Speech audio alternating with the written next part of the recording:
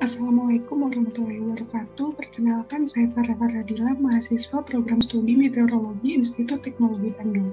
Dalam video ini, saya akan menjelaskan penelitian saya yang berjudul Pengaruh La Nina Modoki terhadap curah hujan di Indonesia. Yang pertama, pendahuluan. Seperti yang kita tahu, secara geografis, Indonesia berada di antara dua samudra, yaitu Samudra Pasifik dan Samudra Hindia, serta dua benua, yaitu benua Asia dan Australia. Selain itu, Indonesia terdiri dari ribuan pulau dan beragam perairan. Karena hal tersebut, terjadi beragam interaksi antara darat, laut, udara, atau atmosfer, sehingga Indonesia memiliki variabilitas iklim yang dinamis dan kompleks. Dari berbagai macam variabilitas iklim yang mungkin terjadi di Indonesia, salah satunya yaitu La Nina Modoki. Sebenarnya, apa itu La Nina Modoki? La Nina Modoki merupakan tipe baru dari variabilitas interaksi laut atmosfer di Samudra Pasifik tropis menurut Bahera dan Yamagata 2018. Seperti yang terlihat dalam ilustrasi, saat terjadinya La Nina Modoki, terjadi penurunan suhu permukaan laut terkonsentrasi pada bagian tengah Samudra Pasifik yang diapit oleh peningkatan suhu terjadi di bagian Samudra Pasifik Timur dan Barat dan disertai dengan sirkulasi Walker sel ganda. Beberapa penelitian menunjukkan efek dari fenomena La Nina Modoki terhadap curah hujan di sekitar wilayah Indonesia seperti di Australia, Asia Timur, dan Asia Tenggara. Maka La Nina Modoki memiliki dampak yang cukup penting terhadap kondisi iklim global, terutama di Indonesia. Oleh karena itu, penting untuk mencari tahu dan mempelajari lebih lanjut mengenai dinamika dan dampak secara klimatologis yang mungkin terjadi akibat fenomena La Nina Modoki, khususnya terhadap kondisi curah hujan di Indonesia. Sehingga tujuan dari penelitian ini adalah menganalisis pengaruh La Nina Modoki terhadap curah hujan secara spasial dan temporal di wilayah Indonesia.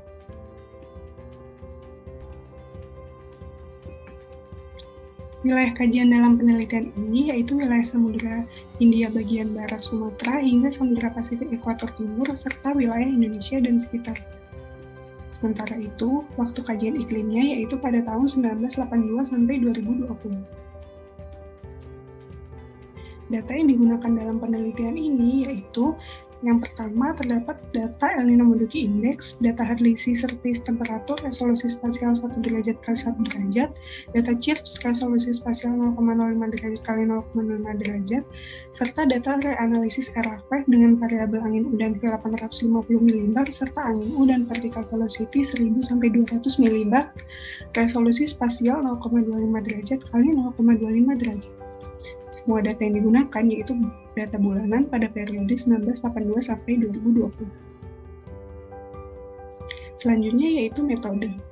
Secara umum pada penelitian ini terdiri dari 3 step utama, yaitu yang pertama, identifikasi kejadian La Nina Modoki. Kejadian La Nina Modoki dipilih ketika indeks NI yang dinormalisasi kurang dari minus 0,8 menurut PDKK 2017. Kemudian hasil identifikasi ini dijadikan dasar untuk analisis selanjutnya. Yang kedua, analisis karakteristik kondisi atmosfer saat La Nina Modoki dengan analisis komposit anomali SPL, angin 850 mB, dan sirkulasi Walker. Dan yang ketiga, analisis pengaruh La Nina Modoki terhadap curah hujan dengan investigasi presentase varians pengaruh La Nina Modoki terhadap curah hujan melalui maksimum covariance analysis dan analisis komposit anomali curah hujan. Selanjutnya yaitu hasil dan pembahasan. Yang pertama, identifikasi kejadian La Nina Modoki. Berikut merupakan time series normalisasi data NI, di mana La Nina Modoki ditunjukkan oleh warna biru. Terdapat 110 bulan yang diidentifikasi sebagai bulan-bulan kejadian La Nina Modoki yang kemudian diklasifikasikan menurut musimnya seperti yang terlihat pada tabel. Selanjutnya, analisis karakteristik kondisi atmosfer saat La Nina Modoki dari komposit anomali suhu permukaan laut dan angin 850 mB. Berdasarkan komposit anomali SPL, pada setiap musim menunjukkan pola pendinginan anomali SPL di bagian tengah Samudra Pasifik Ekuator yang diapit dengan anomali pemanasan SPL di Pasifik Ekuator bagian barat dan timur yang merepresentasikan karakteristik kondisi SPL dari kejadian La Nina Modoki. Kemudian dari pola anomali angin terlihat bahwa anomali angin bergerak dari utara dan tenggara Samudra Pasifik, kemudian berbelok di tengah Samudra Pasifik Ekuator ke arah barat dan timur. Kemudian Analisis karakteristik kondisi atmosfer saat La Nina menduduki dari anomali sirkulasi Walker. Secara umum, anomali sirkulasi Walker pada setiap musim menunjukkan pola yang mirip.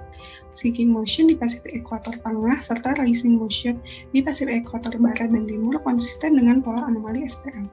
Interaksi antara atmosfer tropis dengan lautan menentukan karakteristik dari sirkulasi Walker. Selain itu, sirkulasi Walker membentuk sirkulasi sel ganda. Pada Pasifik Ekuator Tengah terjadi sinking motion, kemudian gerakan udara yang turun tersebut ada yang berbelok ke barat dan ke timur menjadi gerakan udara naik, dan pada titik tertentu di level atas kembali berbelok ke timur dan barat dan kembali turun. Walaupun demikian, pola sel sirkulasi Walker di sekitar Pasifik Ekuator Tengah hingga Barat lebih terlihat dibandingkan dengan sel sirkulasi Walker di sekitar Samudra Pasifik Ekuator Tengah hingga Timur. Berikutnya, analisis pengaruh La Nina Modoki terhadap curah hujan dari Maximum Covariance Analysis atau MCA.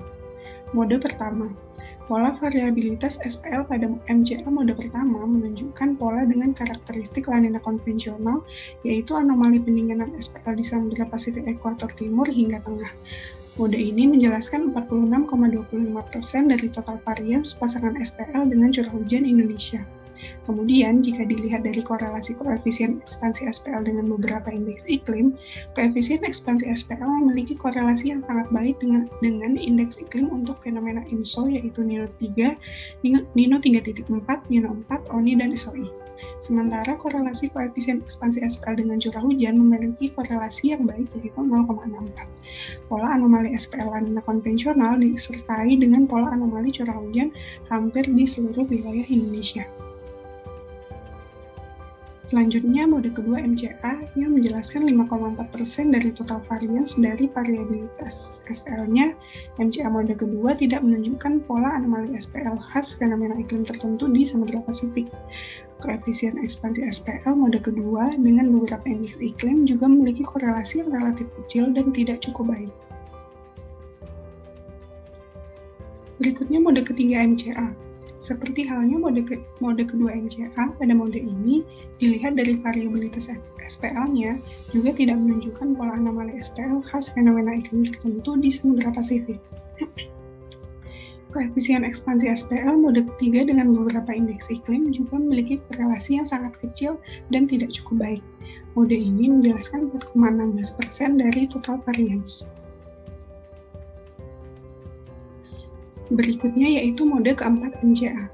Berdasarkan variabilitas SPL-nya menunjukkan adanya pola anomali SPL hangat di Samudra Pasifik Ekuator Barat dan Timur, serta pola anomali SPL dingin di Samudra Pasifik Ekuator Tengah yang merupakan pola karakteristik La Nina Modoki.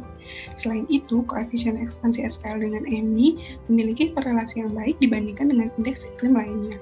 Korelasi koefisien ekspansi SPL dengan curah hujan pun cukup baik, yaitu 0,43.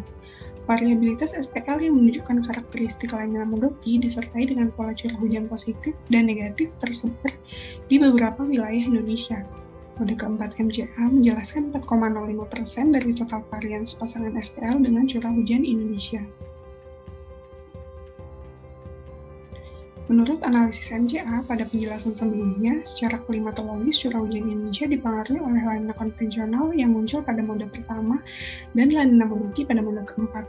Perbedaan pengaruh keduanya sangat kontras, di mana La Nina konvensional bertanggung jawab 46,25% dari total varians, sementara La Nina Modoki hanya 4,05%. Pada penjelasan ini akan dilihat bagaimana kondisi curah hujan Indonesia yang diakibatkan oleh kedua fenomena tersebut secara musiman. Berikut merupakan plot komposit anomali curah hujan musiman saat La Nina konvensional, La Nina Modoki, dan perbedaan keduanya. Baik pada saat terjadinya La Nina konvensional maupun La Nina Modoki, wilayah Indonesia sama-sama didominasi oleh anomali curah hujan positif. Walaupun La Nina konvensional dan La Nina Modoki sama-sama mendominasi wilayah Indonesia dengan anomali curah hujan positif, terdapat beberapa perbedaan persebaran wilayah dengan anomali curah hujan negatif. Kemudian, berdasarkan plot perbedaan La Nina Modoki dan La Nina konvensional saat La Nina Modoki, Pulau Sumatera lebih basah dibandingkan dengan La Nina konvensional saat DJF. Pulau Jawa, Kepulauan Nusa Tenggara, dan Papua lebih basah saat MAN, serta Pulau Kalimantan, Pulau Sulawesi, dan Kepulauan Maluku lebih basah saat JJA.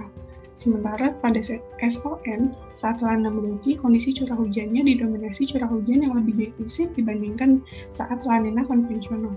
Beberapa daerah seperti Pulau Jawa, Kepulauan Nusa Tenggara, dan Pulau Papua curah hujannya sedikit lebih positif saat La Nina menduduki, namun tidak terlalu signifikan. Sehingga kesimpulan dari penelitian ini, yang pertama, kondisi atmosfer saat terjadinya La Nina menduduki menunjukkan karakteristik khas.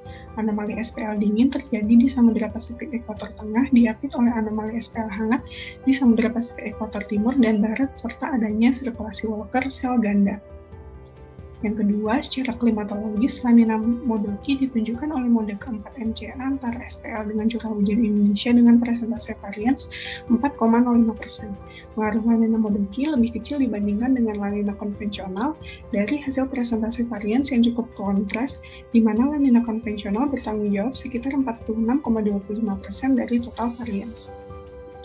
Yang ketiga, secara musiman, wilayah Indonesia umumnya didominasi anomali curah hujan positif di setiap musim, sedangkan secara spasial Indonesia didominasi oleh anomali curah hujan positif pada musim SON. Selain itu, wilayah Papua bagian utara mengalami anomali curah hujan negatif pada setiap musim. La Nina menduduki menyebabkan kondisi lebih basah daripada La Nina konvensional pada musim DJ di Pulau Sumatera, pada musim MAM di Pulau Jawa, Kepulauan Nusa Tenggara, dan Pulau Papua, serta pada musim JJA di Pulau Kalimantan, Pulau Sulawesi, dan Kepulauan Maluku. Sekian video mengenai penjelasan penelitian pengaruh La Nina menduduki terhadap curah hujan di Indonesia. Terima kasih. Wassalamualaikum warahmatullahi wabarakatuh.